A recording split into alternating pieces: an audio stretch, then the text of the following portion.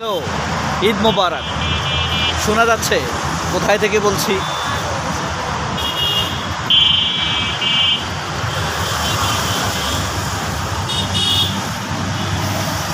এটা হলো কালশি স্ট্রিট।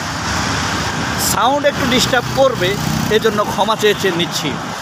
কথা বলবো মঞ্জুরুল আলম পান্নাকে নিয়ে সামান্য একটু কি আপনারা মনোযোগ দিয়ে শুনবেন? আমার বলার কোয়ালিটি কিন্তু খুব একটা ভালো না। মঞ্জুরুল আলম পান্না প্রশ্ন তুলেছে, মাননীয় প্রধান উপদেষ্টা সীমা লঙ্ঘন করেছে, ডক্টর ইউনূস নাকি সীমা লঙ্ঘন করেছে, বিএনপিকে নাকি ঔদ্ধত্যপূর্ণ ভাষায় কথা বলেছে, চট্টগ্রাম বন্দর নিয়ে নাকি সিরিয়াস কথা বলেছে, এবং কেন তিনি শুক্রবারে ভাষণ দিলেন, মানে ডক্টর ইউনূস শুক্রবারে ভাষণ দিলেন কেন? ঈদের আগের দিন, এর আগে রোজার সময়ও তিনি ঈদের আগের দিন ভাষণ দিয়েছেন। এটা নিয়ে প্রশ্ন তুলেছেন, কেন ভাষণ দিবে? 25শে মার্চ কেন ভাষণ দিবে? এরকম সে অনেকগুলো প্রশ্ন তুলেছে। সে ঔদ্ধত্যপূর্ণ বলেছে, সীমা লঙ্ঘনকারী বলেছে ডক্টর ইউনূসকে। বাকি অংশ বলার আগে একটা কথা বলি, আপনারা কি হজরত ইমাম বুখারীকে চেনেন? ইমাম বুখারী, এই যে আমরা বুখারী শরীফ শুনি, তার একজন সঙ্গী ছিলেন, সঙ্গী না শিষ্য ছিলেন, সাদ আল বাহার, নাম সাদ আল বাহার। ইমাম বুখারীকে কিন্তু মাত্র ৪৫ বছর বয়সে মেরে ফেলেছে তৎকালীন শাসকেরা, আওয়ামী লীগের মতো। তো ওনার শিষ্য সাদ আল বাহার তিনি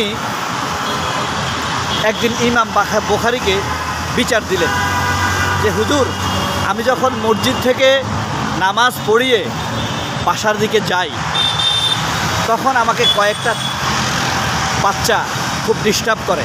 কখনো বলে হুজুরের চিটা, এই তোমার জুতা ছিঁড়া কেন? আবার কখনো বলে, হুজুর তুমি রাস্তার ডান দিক দিয়ে হাঁটো কেন? আবার যদি বাম সাইড দিয়ে হাঁটি, বলে হুজুর তুমি রাস্তার বাম দিক দিয়ে হাঁটো কেন? যদি নিচের দিকে তাকিয়ে হাঁটি, তখন বলে যে, তো এই হুজুর তুমি নিচের দিকে তাকিয়ে হাঁটো কেন? যদি সোজা সামনের দিকে তাকিয়ে হাঁটি, তখন বলে সোজা সামনের দিকে তাকিয়ে হাঁটো কেন? তো তার ডিস্টার্বে আর বাঁচা যায় না। এরকম প্রত্যেক দিন বলতে থাকে ইমাম বুখারীর কাছে সাদ আল বাহার। এই সাদ আল বাহার পরবর্তীতে তিনি নিজেও ইমাম হয়েছিলেন। আবার বলি, ইমাম বুখারীকে মাত্র ৪৫ বছর বয়সে তৎকালীন অত্যাচারী, আওয়ামী লীগের মতো অত্যাচারী শাসক পিটিয়ে মেরে ফেলেছিল। জেলে নিয়ে পিটিয়ে মেরে ফেলছে, গুলি করে না, তরবারি দিয়ে না, ৪৫ দিন বন্দি রেখে। তো সাদ আল বাহার শেষ পর্যন্ত ইমাম বুখারী বলবো, আজকে তোমার সাথে আমি মসজিদ থেকে বেরোবো।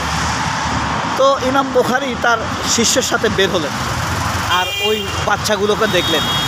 তো ইমাম বুখারী ওই বাচ্চাগুলোর দিকে তাকিয়ে, সামনের দিকে তাকিয়ে হাঁটতেছিলেন, মানে আই টার্গেট করে ওদের দিকে তাকিয়েই তিনি সামনে হাঁটতেছিলেন। তখন ওই বাচ্চাগুলা কি করলো জানেন?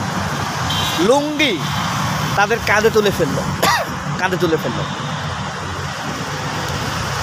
তো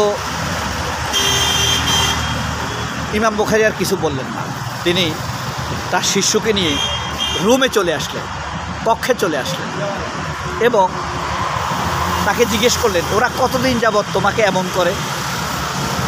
তখন বলল যে 7 দিন যাবৎ। তো বলল যে আরও 3 দিন এভাবে যাও। 3 দিন এভাবে যাওয়ার পর বলল যে এবার তাদের মায়ের কাছে বলো, বাবার কাছে বলো। খোঁজ নিতে দেখা গেল ওই 4টি বাচ্চার মধ্যে 3 জনেরই বাবা নাই। তখন ইমাম বুখারী বললে, খোঁজ নাও তাদের বাবা কবে মারা গিয়েছে, আর যার বাবা বেঁচে আছে সে এখন কোথায় আছে। তো জানা গেল সে আছে ইস্পাহান, ইরানে গেছে কাজ করার জন্য 7 বছর। তো শেষ পর্যন্ত সব খোঁজ খবর নিয়ে এটুকুই ইমাম বুখারী বললেন, এই বাচ্চাগুলো সবই হলো শঙ্কর, অর্থাৎ এদের বাবার সন্তান না, এদের মা বেপরদা করতো, অন্য মানুষের সাথে মিশত, ওইভাবে এদের জন্ম হয়েছে।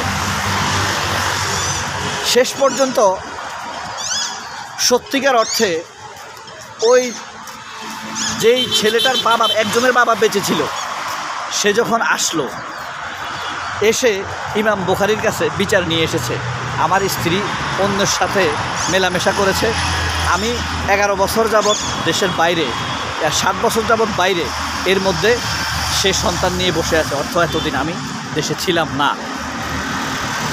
তখন ইমাম বুখারী আরও খোঁজ নিলেন, আর শিষ্যকে সাদ আল বাহারকে বললেন, ইমাম সাদ আল বাহার পরবর্তীতে, যে এই সন্তানগুলো সবই হলো আসলে জারজ সন্তান। তারা প্রশ্ন তুলবেই, ওই যে বলে সাংবাদিক, আমার যত খুশি প্রশ্ন করবে, সাংবাদিক যে কোনো প্রশ্ন করতে পারে। রাস্তার ছেলের মতো এই মঞ্জুরুল আলম পান্নারা বহুত প্রশ্ন করতে পারে, তারা এরকম প্রশ্ন করবেই, প্রশ্ন করেই যাবে। এখন বলেন তো, ইমাম বুখারীর যেই বাস্তব ঘটনাটা বললাম, ইমাম বুখারীর জীবনী আপনারা পড়বেন।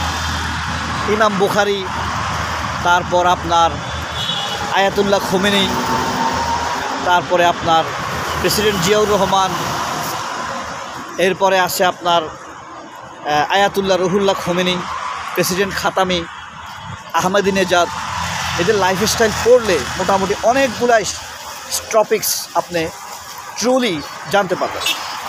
যে ইমাম বুখারীর যে কথাটি আমি বলেছি আপনাদেরকে, এখন উনি কিন্তু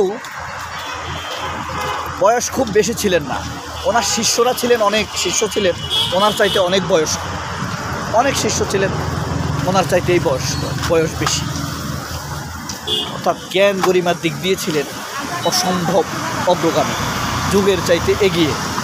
এই 45 বছর বয়সেই বুখারী অঞ্চলের শাসক ওনাকে প্রধান বিচারপতি হওয়ার জন্য প্রস্তাব দিয়েছিলেন।